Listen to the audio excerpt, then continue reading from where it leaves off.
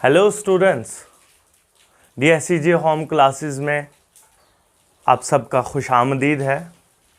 तो बच्चों, कल हमने शुरू किया था socialism in Europe and Russian revolution, जो कि 9th हिस्ट्री का सेकंड चैप्टर है। तो आज हम इसी चैप्टर का दूसरा पार्ट पढ़ने जा रहे हैं। कल हमने पर एक छोटा सा जो है वो रिकैप्चुलेशन दूंगा मैं आपको कि कल हमने जो है सोशलिज्म इन यूरोप में पढ़ा था कि वहाँ पर यूरोप में जब इंडस्ट्रीज, जो लास्ट का पोर्शन था कल के सेशन का, इंडस्ट्रियल रेवोल्यूशन, तो हमने इंडस्ट्रियल रेवोल्यूशन के कुछ पॉजिटिव्स पढ़े थे, यानी कि यूरोपियन सोसाइटी में एक ड्रामेटिक चेंजेस हुई इंडस्ट्रियल रेवोल्यूशन के बाद। तो अब उस इंडस्ट्रियल रेवोल्यूशन के कुछ पॉजिटिव्स रहे और कुछ नेगेटिव्स रहे। तो कल हमने जो है पॉजिटिव्स पढ़े और आज हम बात करेंगे नेगेटिव्स के, कि इस इंडस्ट्रियल रेवोल्यूशन के नेगेटिव्स क्या रहे वहां पर। तो इसमें थोड़ा सा जो है मैंने कल भी डिस्कस किया था और आज लेकिन मैं वहां से ही शुरुआत करूंगा। तो सबसे पहला जो है अगर हम देखें, इंडस्ट्रियल रेवोल्यूशन की वजह से अनएम्प्लॉयमेंट वहां पर हुई। देखिए बच्चे, जनरली हमारे सोसाइटी में इस टाइम अगर हम देखें तो एक कॉन्सेप्ट फैला हुआ है कि इंडस्ट्रीज आएंगी तो जो है जॉब मिलेगी बच्चों को। लेकिन उस टाइम में कुछ रिवर्स प्रोसेस हुआ इस चीज़ का।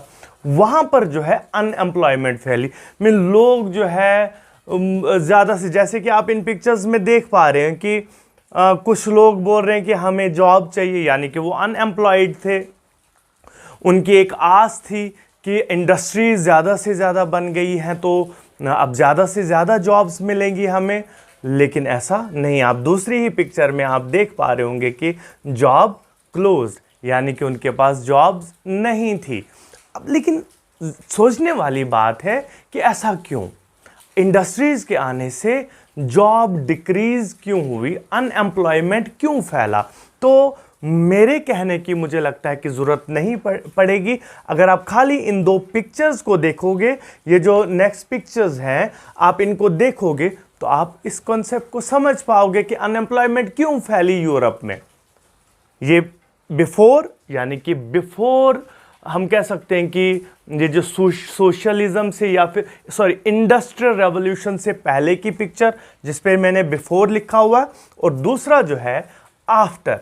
तो इसमें जो है आप क्लियरली आइडिया लगा सकते हैं कि क्यों। पहली पिक्चर में आप देख रहे हैं, बिफोर पिक्चर में आप देख रहे हैं कि एक गड्ढा खोदने में हमें कम से कम 10 से 15 लोगों की जरूरत पड़ती थी। यह है इंडस्ट्रियल रेवोल्यूशन से पहले की बात।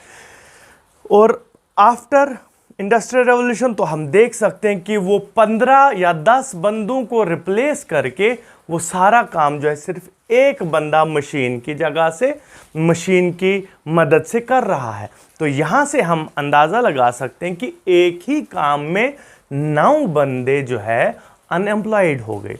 तो ये रीजन रहा जिसकी वजह से एम्प्लॉयमेंट हुई, क्योंकि फैक्ट्रीज तो आई, ज़्यादा से ज़्यादा दिन ब दिन जो है फैक्ट्रीज के नंबर्स जो है वो बढ़ते गए, लेकिन उतना ही जो हैंड वर्क होता था, मीन्स जो हाथों से काम होता था, जो लोग खुद जो है काम करते थे, वो अब रिप्लेस कर दिया फैक्ट्रीज ने, मशीनरीज ने, जिसकी वजह से जो है वो लोग अनएम्प्लॉयड हो गए।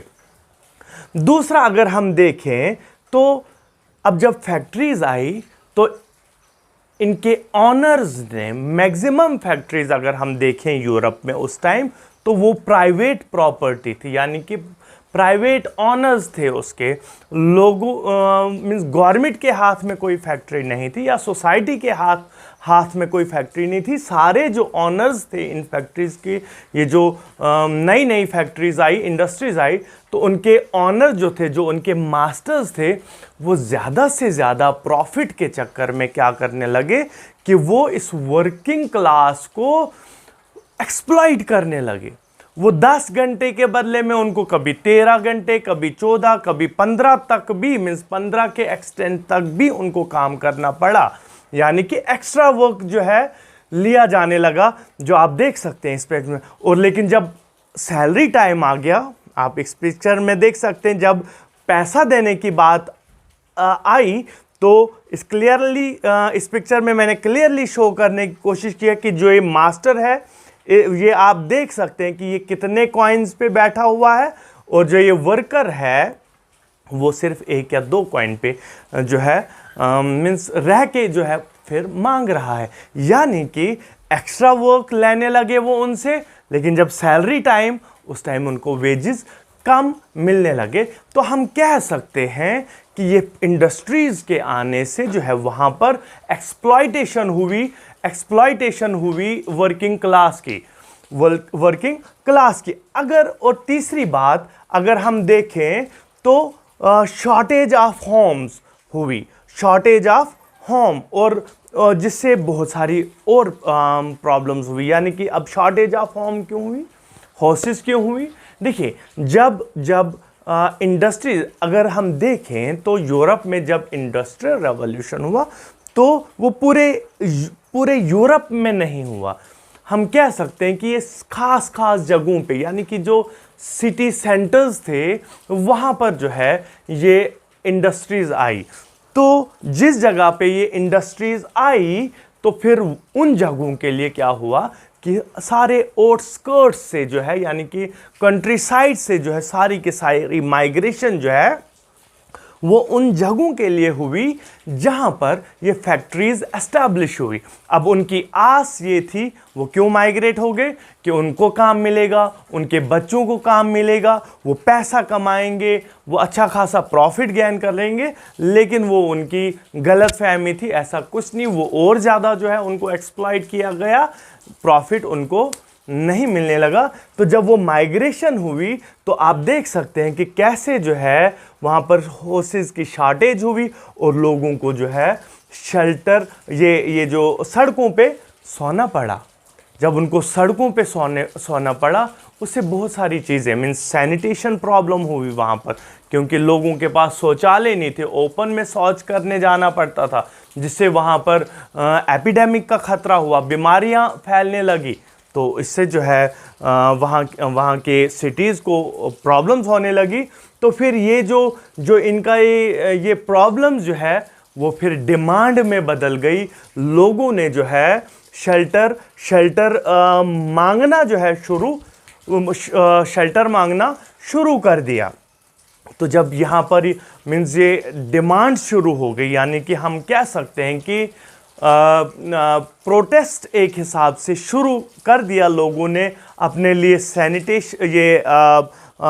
ये जो शेल्टर मांगने के लिए, अपने लिए जॉब मांगने के लिए। तो इस किस्म की प्रॉब्लम जो ही वहाँ पर खड़ी होने लगी, तो जो लिबरल्स और रेडिकल्स जो थे उन्होंने इस प्रॉब्लम का एक इमीडिएट सॉल्यूशन निकाला। अब वो इमीडिएट सॉल्यूशन क्या था? वहाँ पर जो लिबरल और रेडिकल्स थे, यानी कि हम कह सकते हैं कि थर्ड एस्टेट, जो फ्रांस की थर्ड एस्टेट की मैं बात कर रहा हूँ, उस तरह के लोग जो यहाँ पर थे, जिनके पास थोड़ा बहुत कुछ अपना प्रॉपर्टी था, अपना पैसा था, तो उन्होंने क्या किया कि उन्होंने अपने प्रॉपर्टी में से, या फिर हम कह सकते हैं कि अपनी ज़मीनों में जो है उन लोगों को काम देना शुरू कर दिया जो बाहर से माइग्रेट होके आए थे। अब काम करना जो है मीन्स उससे क्या हुआ, एक तो उन लोगों को जो बेकार बैठे हुए थे उनको काम मिल गया, जो लिबरल्स ने, क्योंकि उनकी अपनी सिंपैथी थी उनके साथ, क्योंकि वो भी उसी कैटेगरी, लेकिन वो मजबूर थे। उनको लिबरल्स और रेडिकल्स को जो क्या था, उनको मजबूरी क्या थी कि जिनके अंडर, जिन लैंडलॉर्ड्स के अंदर या फिर जिन इंडस्ट्रियलिस्ट के अंडर वो काम कर रहे थे, वो उनके कहने पर जो है समटाइम्स इन पेजेंट्स को, वर्कर्स को फोर्स करना पड़ता था कि आप 10-15 घंटे काम करो या 14 घंटे काम करो। वो मजबूरी में इनको जो है उनसे काम लेना पड़ता था, हालांकि उनका दिल नहीं करता था कि वो उनको फोर्स करें, लेकिन मजबूरी में करना पड़ता था। लेकिन उन्होंने जो है क्या किया कि उन्होंने थोड़ा बहुत काम जो है उन लोगों को देना शुरू कर दिया जो बेचारे एक तो माइग्रेट होके आए थे और दूसरा अनएम्प्लॉयड थे। तो ये जब उन्होंने सोल्यूशन निकालने की तो इस कॉन्सेप्ट को सपोर्ट मिला वहाँ के नेशनलिस्ट का, और एक नेशनलिस्ट थे इटली के ग्युसेपी मैज़िनी, तो उन्होंने भी जो है काफ़ी सपोर्ट किया इस कॉन्सेप्ट को, लिबरल और रेडिकल्स के इस कॉन्सेप्ट, क्योंकि उन्होंने ये काम किया। इससे दो फायदे हो गए सोसाइटी में, एक तो अनएम्प्लॉयमेंट थोड़ा सा ख़त्म हो गई, वो जो माइग्रेट होके बेचारे पुअर क्लास आए थे उनको जॉब मिला, दूसरा फिर उन जो इनके मास्टर्स थे उनको भी प्रॉफिट होने लगा क्योंकि प्रोडक्शन ज़्यादा से ज़्यादा होने लगी। तो इस सारे कॉन्सेप्ट को जो है नेशनलिस्ट का अच्छा खासा सपोर्ट मिला। अभी नेशनलिस्ट कौन होते हैं? नेशनलिस्ट जनरली हम कहते हैं ऐसे लोगों को जो अपनी कंट्री की इंटरेस्ट के बारे में सोचे और कंट्री को कैसे बेटर बनाना है, कैसे अच्छे से अच्छा बनाना है। तो जो लोग ऐसा सोचते हैं उनको हम सिंपली नेशनलिस्ट कहते हैं। कोई भी ज़्यादा डीप नहीं जाएंगे हम इसकी मीनिंग में, सिंपल से आप ये डेफिनेशन याद रखें। उसके बाद क्या होता है कि 19th सेंचुरी में जो है ये सोशलिज्म का कंसेप्ट जो अब यूरोप में फैल रहा था, कुछ टाइम से फैल रहा था, अब ये हर सिटी में, हर गांव में, हर चौराहे पे, हर घर में जो है अब ये सोशलिज्म का कॉन्सेप्ट जो है वो डिस्कस किया जाने लगा। यानी कि एक डिमांडिंग कॉन्सेप्ट, या फिर हम कह सकते हैं कि एक ऐसा कॉन्सेप्ट जिसके चर्चे जो है चारों तरफ से गूंजने लगे। तो लोगों ने जो है इस कॉन्सेप्ट को डिमांड करना शुरू कर दिया क्योंकि उनको पता था कि बाकी कोई भी सिस्टम जो आज तक उन्होंने देखा था अपनी सोसाइटी में, उसमें जो है उनकी हालत खराब होती ही गई है। सिर्फ इस बार उनकी उम्मीद जागी थी कि ये एक ऐसा सिस्टम हो सकता है जिसमें हमारी हालत जो है वो सुधर सकती थी। क्यों? क्योंकि उनको पता था कि ये एक ऐसा सिस्टम है जहां पर प्राइवेट प्रॉपर्टी को जो है हम कह सकते हैं कि अपोज किया जाता है। क्यों? क्योंकि वो भी इस कॉन्सेप्ट को क्यों साथ देने लगे? क्योंकि उनको पता था कि प्राइवेट प्रॉपर्टी ही एक ऐसी चीज है जो रूट काज है हर किसी बीमारी का इस सोसाइटी में। अगर प्राइवेट प्रॉपर्टी नहीं होती, प्राइवेट ऑनरशिप नहीं होती प्रॉपर्टी पे, तो लोग अपने प्रॉफिट के लिए दूसरे लोगों को तंग ही नहीं करते। अगर वो ऑनर जो इन फैक्ट्रीज के या फिर प्रॉपर्टी के ऑनर्स, अगर उनको पैसों का लालच नहीं होगा तो फिर वो हमें कहां तंग करते। इसलिए जो है इन लोगों ने डिमांड करना शुरू कर दिया कि हमें जो है सोशलिज्म चाहिए, हमें जो है ये मोनार्की से जो है छुटकारा चाहिए, हमें जो है प्राइवेट प्रॉपर्टी से छुटकारा चाहिए, हमें वो सिस्टम चाहिए सोसाइटी में जहां पर जो है प्रॉपर्टी का पे हर किसी का इक्वल शेयर हो। इसके बाद इनकी डिमांड्स को जो है आगे चलाया किन्ने? फिलासफर। देखिए वहां पर भी अगर हम पहले चैप्टर की बात करें तो फ्रेंच रेवोल्यूशन में भी जो है फिलासफर्स का एक बहुत बड़ा रोल रहा था, जहां पर हमने लॉके, रूसो, मॉन्टेस्क्यू या फिर उसके बाद मैरीब्यू, अबेसियस, इन लोगों की वजह से जो है वहां का रेवोल्यूशन काफ़ी हद तक सक्सेसफुल हुआ। वही जो है यहाँ पर भी हुआ। जब लोगों ने डिमांड करना शुरू कर दिया तो उनको इक्वल सपोर्ट मिला। अपनी कम्युनिटी का तो ऑब्वियसली मिलना था, लेकिन फिलासफर्स का भी जो है उनको अच्छा खासा सपोर्ट मिला। और फिलासफर्स का एक बहुत बड़ा रोल रहा कि उन्होंने जो है अपनी राइटिंग्स, अपने आर्टिकल्स, उनके ज़रिए जो है इस पूरे कॉन्सेप्ट को अपने बुक्स के ज़रिए जो है पूरे यूरोप, या फिर हम कह सकते हैं कि जहाँ तक उस टाइम एक्सेस था बुक्स का या फिर आर्टिकल्स के साथ, तो वहाँ तक जो है उनका वो कॉन्सेप्ट पहुँचे। तो उन्हीं फिलॉसफर्स में से अगर हम देखें तो पहला नाम हम यहां पर लेते हैं रॉबर्ट ओवन का, जिन्होंने क्या कहा कि कोऑपरेटिव कम्युनिटी जो है वो जिसका नाम उन्होंने न्यू हेजेमोनी रखा, तो उन्होंने कहा कि कोऑपरेटिव कम्युनिटी बनाई जानी चाहिए, जिसको फिर उन्होंने इंडियाना यूएसए में प्रैक्टिस भी किया न्यू हेजेमोनी के नाम से। ठीक है, यहीं पे अगर हम दूसरा नाम लें तो इसी कोऑपरेटिव कम्युनिटी का साथ दिया इनको किसने? लुइस ब्लैंक को।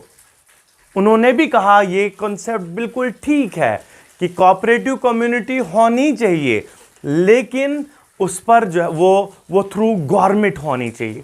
ऐसा नहीं कि लोगों के हाथ में वो कोऑपरेटिव कम्युनिटीज हों, वो गवर्नमेंट के अंडर हों। अब एक कोऑपरेटिव्स हम पहले समझने की कोशिश करेंगे। कोऑपरेटिव्स है क्या? देखिए, एक ऐसी एसोसिएशन है पीपल्स की जो गुड को प्रोड्यूस भी करते हैं और साथ में जो है उसको इक्वली शेयर। देखिए, मैंने पिक्चर में इक्वलिटी शो करने की कोशिश की है यहां पर। एक तो वो ये कोऑपरेटिव्स क्या होता है कि मींस जो पीपल होते हैं वो प्रोड्यूस करते हैं गुड्स को, और फिर जो उन गुड्स से जो है उनको प्रॉफिट आता है, मिलता है, तो उस प्रॉफिट को वो इक्वली शेयर करते हैं किन के बीच में? जिन लोगों ने काम किया हो उस प्रॉफिट के लिए। यानी कि उन वर्कर्स में फिर प्रॉफिट को डिस्ट्रीब्यूट किया जाता है एज पर जितना उन्होंने काम किया। किसी ने अगर 10 घंटे काम किया तो उसको 10 घंटे का पैसा मिलेगा, किसी ने 12 घंटे काम किया तो उनको 12 घंटे का पैसा मिले। तो इस तरीके से जो है उन्होंने कहा कि ये ठीक है, लेकिन लुइस ब्लैंक ने कहा कि ये ठीक है, ये बहुत अच्छा कॉन्सेप्ट है, यहाँ पर लोगों को जो है पूरा इक्वल शेयर मिलेगा, या फिर हम कह सकते हैं कि प्रॉपर वेजेस मिलेंगे अपने काम के। लेकिन अगर हम ये लोगों के हाथ में रखें तो ये कुछ टाइम के बाद फिर से वही सिस्टम बन जाएगा, यानी कि किंग रूल सा ही बन जाएगा, जहां पर कुछ टाइम के बाद ये सारी ऑनरशिप कोई एक ही बंदा ले जाएगा। इसलिए अगर हम इस पर ये थ्रू गवर्नमेंट ये कोऑपरेटिव कम्युनिटीज बनाएं तो वो ज़्यादा सक्सेसफुल रहेगा। उसके बाद अगर हम बात करें तो एक और फिलॉसफर यहाँ पर थे, मीन्स ये काफ़ी फेमस नाम है, कार्ल मार्क्स और फ्रेडरिक एंजल्स। ये दो भी जो है ये इन्होंने काफ़ी सपोर्ट किया इस सोशलिज्म के कॉन्सेप्ट। उन्होंने क्लियरली बताया कि ये जो प्रेजेंट इंडस्ट्रियल सिस्टम है ये कैपिटलिस्ट है। अब ये कैपिटलिस्ट क्यों है? क्योंकि यहाँ पर जो है एक बंदे ने जो है मीन्स फैक्ट्री ऑनरशिप ले ली, वो वर्कर्स को एक्सप्लॉइट करके जो है डे बाय डे जो है प्रॉफिट गेन करता जा रहा है, जिससे उसकी कंडीशन तो काफ़ी अच्छी हो गई, लेकिन पुअर की जो है वो खराब होती जा रही है। तो इस कैपिटलिस्ट सिस्टम को जो है उसने कहा कि ओवरथ्रो करना ही करना पड़ेगा, जिसके लिए उसने क्या किया? उसने वर्कर्स को बताया कि आप लोगों की जिम्मेवारी है कि आपने अपने एक्सप्लॉइटर्स को हटाना है, आपने यूनाइट होना है, उसके बाद जो है आपने रिवोल्ट करना है किनके खिलाफ? अपने मास्टर्स के खिलाफ, अपने इन इंडस्ट्रियलिस्ट के खिलाफ, जिनको आपकी वजह से प्रॉफिट हो रहा है, जिनको आपकी ये जो है 15 घंटे की मेहनत से जो है प्रॉफिट हो रहा है। तो आपने जो है इस कैपिटलिस्ट सिस्टम को हटाना है, और समाज में जो है जब कैपिटलिस्ट सिस्टम हटेगा तो ऑटोमेटिकली जो है वहां पर सोशलिज्म जो है प्रिवेल हो जाएगा। अब इन फिलॉसफर्स की वजह से जो है अगर हम देखें तो 1870s तक जो है ये सोशलिज्म का कॉन्सेप्ट पूरे यूरोप में स्प्रेड हो गया, और इसको अच्छी खासी सपोर्ट मिली, जो कि मैंने पहले भी आपको बोला कि इसलिए सपोर्ट मिली क्योंकि उन्होंने इससे पहले, सोशलिज्म से पहले जो है मोनार्कियल सिस्टम देखा था, जिसमें इन वर्कर्स की या फिर हम पीजेंट्स की या फिर पुअर पीपल की जो है एक्सप्लॉयटेशन बहुत ज़्यादा हो रही थी, या फिर कैपिटलिस्ट सोसाइटी में इनकी एक्सप्लॉयटेशन बहुत ज़्यादा हो रही थी। दैट इज़ वाई कि इसको जो है फुल सपोर्ट मिलने लगा। क्यों? क्योंकि मेजॉरिटी अगर देखें, जैसे जो है वहाँ पर पीजेंट क्लास ही थी, फार्मर क्लास ही थी, एक ऐसी जैसे कि हमने फ्रांस की अगर बात की तो वहाँ पर 50% पॉपुलेशन ऐसी थी जो वर्कर्स क्लास थी। तो इसलिए जो है अगर हम देखें तो मेजॉरिटी जो यूरोप में थी वो गरीबों की थी, जिसकी वजह से इस सोशलिज्म के कॉन्सेप्ट को जो है अच्छी खासी सपोर्ट मिलने लगी, क्योंकि उनको पता था कि ये एक ऐसा सिस्टम है जिसमें हमारी डेवलपमेंट हो सकती है। तो इसके बाद जो है अगर हम देखें तो बहुत सारी जो है एसोसिएशंस, पार्टीज बनने लगी वहाँ पर, कहाँ पे? यूरोप में। जैसे कि अगर हम देखें तो जर्मनी में सोशल डेमोक्रेटिक पार्टी बनी, ब्रिटेन में लेबर पार्टी बनी, फ्रांस में जो है अगर हम देखें तो सोशलिस्ट पार्टी बनी। तो बहुत सारी जो है पार्टीज बनी। तो ऐसी एक पार्टी जो है मीन्स वहाँ यूरोप में फॉर्म हुई, इंटरनेशनल जो है बॉडी के जो है बनी वहाँ पर, जिसका नाम पड़ा, जिसको हम कहते हैं सेकंड इंटरनेशनल। तो बहुत सारी फिर इन एसोसिएशंस के ज़रिए जो है लोगों ने अपनी डिमांड आगे रखना चाहिए और अपनी डिमांड्स के को लेकर जो है वो प्रोटेस्ट करने लगे या फिर स्ट्राइक्स करने लगे। तो इंग्लैंड और जर्मनी की अगर हम यहाँ पर बात करें तो वहाँ के जो वर्कर्स थे उन्होंने जो है अपनी लिविंग कंडीशन सुधारने के लिए प्रोटेस्ट शुरू की, स्ट्राइक्स शुरू की, वर्किंग आवर्स को कम करने के लिए। क्योंकि मैंने आपको बोला था कि ये जो इंडस्ट्रियलिस्ट ने जो है जो एम्प्लॉयज़ रखे थे, भले ही वो एम्प्लॉयज़ दिल से जो है उनको फोर्स नहीं करते थे, लेकिन फोर्स करना पड़ता था इनको इंडस्ट्रियलिस्ट के कहने पे कि आप इनसे ज़्यादा से ज़्यादा काम लो। तो वहाँ इंग्लैंड और जर्मनी में जो है अगर हम देखें तो वहाँ के लोगों ने, वहाँ के वर्कर्स ने अपनी लिविंग कंडीशन को सुधारने के लिए जो है वहाँ पर एजिटेशंस और अपनी डिमांड को जो है फॉरवर्ड करना शुरू कर दिया। लेकिन अनफॉर्चुनेटली 1914 तक, 1914 तक जो है सोशलिस्ट कभी भी सक्सीड नहीं हुए वहाँ पर यूरोप में किसी भी कंट्री में अपनी सरकार या फिर अपनी हुकूमत लाने में।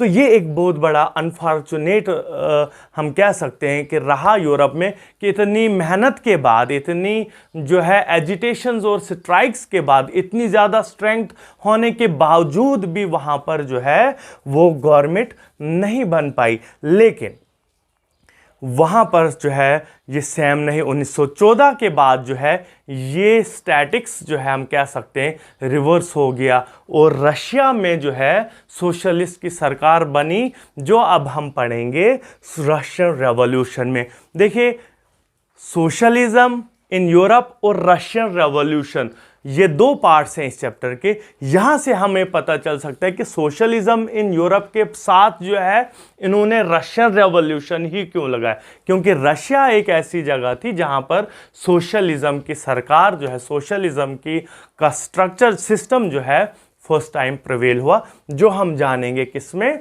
द रशियन रेवोल्यूशन में। तो देखो बच्चों, जिस टाइम रशिया में रेवोल्यूशन के बीज बो दिए जा रहे थे या फिर रेवोल्यूशन का प्लान बन रहा था, उस टाइम जो है वहाँ पर जो किंग था या ज़ार निकोलस II, ज़ार जो है यहाँ इसका नाम नहीं है बल्कि ज़ार जो है रशिया में किंग को बोलते हैं, महाराज को। जैसे जिस तरीके से हम यहाँ के राजा को महाराजा बोलते हैं या फिर राजा बोलते हैं हिंदुस्तान में, उसी तरीके से रशिया में इसको ज़ार कहते हैं। तो ज़ार निकोलस II जो है वो रशियन एम्पायर का, खाली रशिया का नहीं, रशियन एम्पायर का उस टाइम किंग था। अब ये रशियन एम्पायर क्या है? रशिया की जो अपनी खुद की टेरिटरी थी या फिर हम कह सकते हैं जो उसकी अपनी कॉलोनी लोकेलिटीज़ थी, उसके अलावा भी जो है 1914 की बात में कर रहा हूँ, 1914 की बात में कर रहा हूँ, उस टाइम जो है रशिया के साथ और भी बहुत सारे मुल्क जो थे, कंट्रीज़ थी, जैसे कि आ गया फिनलैंड, आ गया लैटविया, आ गया लिथुआनिया, आ गया एस्टोनिया, आ गया बेलारूस, आ गया अज़रबैजान, आ गया आर्मेनिया, आ गया। उसके अलावा भी जो है बहुत सारे ऐसे छोटे छोटे नेशंस थे जो रशियन एम्पायर के अंडर आते थे, यानी कि जिन पर जो है मोनार्कियल रूल चल रहा था, किसका? ज़ार निकोलस II का। तो ये बहुत बड़ा एम्पायर था जो बाद में टूट गया। हम कह सकते हैं सेकेंड वर्ल्ड वार में जो है ये जितनी भी कंट्रीज थी जो रशियन एम्पायर में, रशिया के अलावा की जितनी भी कंट्रीज रशियन एम्पायर के अंडर थी, वो फिर डिसइंटीग्रेट हो गया, जिसको हम डिसइंटीग्रेशन ऑफ USSR भी कहते हैं। तो वो बाद में एक एक करके जो है आज़ाद होती गई। तो जब ये रेवोल्यूशन हुआ, हम ज़रा उस टाइम के रशिया के बारे में जानने की कोशिश करेंगे कि उस टाइम वहाँ पे कौन कौन से रिलीजन थे, इकॉनमी क्या थी वहाँ पे, और सोसाइटी कैसी थी, वो हम जानने की कोशिश करेंगे। देखो बच्चों, उस टाइम जो था, जिस टाइम की हम बात कर रहे हैं, इस टाइम रशिया में जो है उस टाइम अगर देखें तो मेन 4 रिलीजन प्रिवेल थे वहाँ पे। मीन 4 किस्म के मजहबी लोग वहाँ पर थे। जो मेजॉरिटी थी वहाँ पर वो थी रशियन ऑर्थोडॉक्स क्रिश्चियंस की। जो हाफ से भी ज़्यादा पॉपुलेशन जो थी रशिया में, वो किनकी थी? ऑर्थोडॉक्स क्रिश्चियंस की। उसके अलावा जो थे वहाँ पे कैथोलिक्स, ये रोमन कैथोलिक्स, यानी कि जो पोप की अथॉरिटी पे बिलीव करते थे। तीसरा आ गया प्रोटेस्टेंट, जो पोप की अथॉरिटी, हम शॉर्टकट में मैं आपको बताऊंगा, जो पोप की अथॉरिटी को नहीं मानते थे। ये कैथोलिक्स में ही जो है एक ग्रुप बन गया आगे, जिनको हम प्रोटेस्टेंट बोलते हैं। कुछ डिफरेंसेस की वजह से जो है कैथोलिक्स, जो ये रोमन कैथोलिक्स थे, इनके दो ग्रुप्स में बढ़ गए, जिनको आज हम कैथोलिक्स बोलते हैं, रोमन कैथोलिक्स बोलते हैं, और एक पार्ट को हम प्रोटेस्टेंट बोलते हैं। इसके अलावा वहाँ पे थोड़ी बहुत पॉपुलेशन मुस्लिम्स की भी थी, और थोड़ी सी पॉपुलेशन जो है बुद्धिस्ट की भी थी। तो ये जो था वहाँ पर रिलीजियस स्ट्रक्चर था उस टाइम। अगर हम इकोनॉमी की बात करें तो रशिया की जो टोटल पॉपुलेशन में से 85%, 85% पॉपुलेशन जो थी वो एग्रीकल्चरलिस्ट थे, यानी कि वो अपना बसर जो थे एग्रीकल्चर से करते थे। वो एग्रीकल्चरिस्ट जो थे वो प्रोड्यूस करते थे मार्केट के लिए भी, यानी कि अपने मास्टर्स के लिए भी, अपने किंग के लिए भी, और साथ में जो है वो प्रोड्यूस करते थे अपनी जो उनकी खुद की नीड्स थी, जो उनकी अपनी रिक्वायरमेंट थी, उसके लिए भी जो है वो प्रोड्यूस करते थे। तो इन शॉर्ट 85%, 100 में से 85% पॉपुलेशन जो थी वो एग्रीकल्चरलिस्ट की थी। जब ये फिर क्या होता है कि वहाँ पर जो है उस टाइम, जिस टाइम की हम अभी बात कर रहे हैं 1914 की या फिर उससे 1-2 साल पहले की, उस टाइम जो थी रशिया में ज़्यादा, हालांकि यूरोप में इंडस्ट्रियल रेवोल्यूशन 19th सेंचुरी के मिड में हुआ था, लेकिन रशिया में अभी उतना ज़्यादा रेवोल्यूशन नहीं हुआ था। इंडस्ट्रियल रेवोल्यूशन का इम्पैक्ट नहीं हुआ था। वहाँ पर अभी गिनी चुनी फैक्ट्रीज थी या फिर इंडस्ट्रीज थी, और वो भी कहाँ थी? उनके जो 2 मैन स्टेशंस थे वो थे सेंट जो है पीटर्सबर्ग, और दूसरा आ गया मॉस्को। ये 2 जगह ऐसी थी जो हम कह सकते हैं कि इंडस्ट्रियल हब था उस टाइम रशिया का। तो जहाँ पर इंडस्ट्रीज, लेकिन जब रेलवे नेटवर्क जो है रशिया तक पहुँचा तो ज़्यादा से ज़्यादा जो है फैक्ट्रीज़ वहाँ पर भी एस्टैब्लिश होने लगी, जिससे क्या हुआ कि जब वहाँ पर भी फैक्ट्रीज़ आने लगी तो फॉरेन इन्वेस्टमेंट हुई वहाँ पर। तो वहाँ पर भी कुछ ऐसी चीज़ें जो है प्रिवेल हुई जो हमने देखा था पीछे नेगेटिव्स, जो हमने इंडस्ट्रियल रेवोल्यूशन के नेगेटिव्स देखे, तो वो इम्पैक्ट जो है हम कह सकते हैं कि यहाँ पर भी पड़े। तो मीन्स एक्सपेंशन ऑफ इंडस्ट्रीज की वजह से यहाँ पर भी जो है वो इम्पैक्ट्स हमें देखने को मिले, जिससे हम कह सकते हैं कि अनएम्प्लॉयमेंट फैला, हाउसिंग प्रॉब्लम हुई, सैनिटेशन प्रॉब्लम हुई, तो जो है extra work but low wages, तो ये बहुत सारी जो है प्रॉब्लम्स होने लगी। तो इसके बाद जो है इकोनॉमी के बाद हम थोड़ा सा बात करेंगे अब सोसाइटी की। जो यूरोप की सोसाइटी, रशिया की सोसाइटी थी उस टाइम, वो उसमें जो वर्कर्स थे वो थोड़ा डिवाइडेड थे। अब डिवाइडेड किस हिसाब से थे वो, जो सोसाइटी, क्योंकि सोसाइटी वहाँ पर कौन बनाता था, वर्किंग क्लास, जो गरीब वर्किंग क्लास थी या पीजेंट क्लास थी, वो सोसाइटी बनाते थे। जो रूलर्स थे या फिर मास्टर्स थे वो तो बहुत कम तादाद में वहाँ पर पाए जाते थे। तो वहाँ की जो सोसाइटी थी वो वर्कर्स जो थे वो बटे हुए थे। अब बटे किस हिसाब से थे वो, मीन्स जो स्किल्ड वर्कर्स थे, यानी कि जो मेटल इंडस्ट्रीज में जो है काम करते थे उनको सुपीरियर माना जाता था, और जो बाकी की फैक्ट्रीज में या फिर जो खेतों में काम करते थे वर्कर्स, उनको इन्फीरियर माना जाता था। उनको स्किल्ड और ये जो उनको हम कह सकते हैं कि उनको टॉप पे रखा गया, हेड हम कह सकते हैं रखा गया, जो स्किल्ड वर्कर्स थे, और जो बाकी वर्कर्स थे तो उनको थोड़ा सा नीचे हम कह सकते हैं कि दूसरी कैटेगरी में, पुअर कैटेगरी में रखा जाता। तो इस तरीके से जो है वहाँ की सोसाइटी जो है बटी हुई थी। लेकिन ये सिर्फ इतना ही इनका बंटवारा था। लेकिन जब भी कोई बात हुई वहाँ पर स्ट्राइक की या प्रोटेस्ट की अपने रूलर्स के खिलाफ या अपने मास्टर्स के खिलाफ, वो सारे जो है एकदम से यूनाइट होते थे। जहाँ भी वो कहीं देखते थे कि हमें एक जो है स्ट्राइक करने की ज़रूरत थी, वहाँ पर वो एकदम से इकट्ठा हो जाते थे।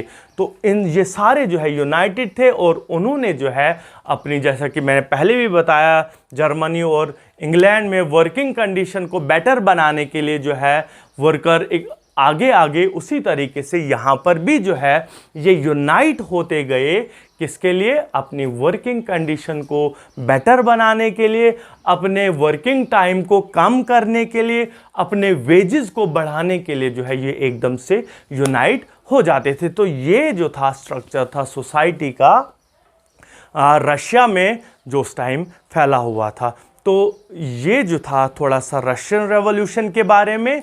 इसके अगले पार्ट जो है हम नेक्स्ट, थर्ड और लास्ट लेक्चर में पढ़ेंगे। तब तक के लिए मुझे इजाज़त दीजिए, मिलते हैं अगले लेक्चर में। Good bye.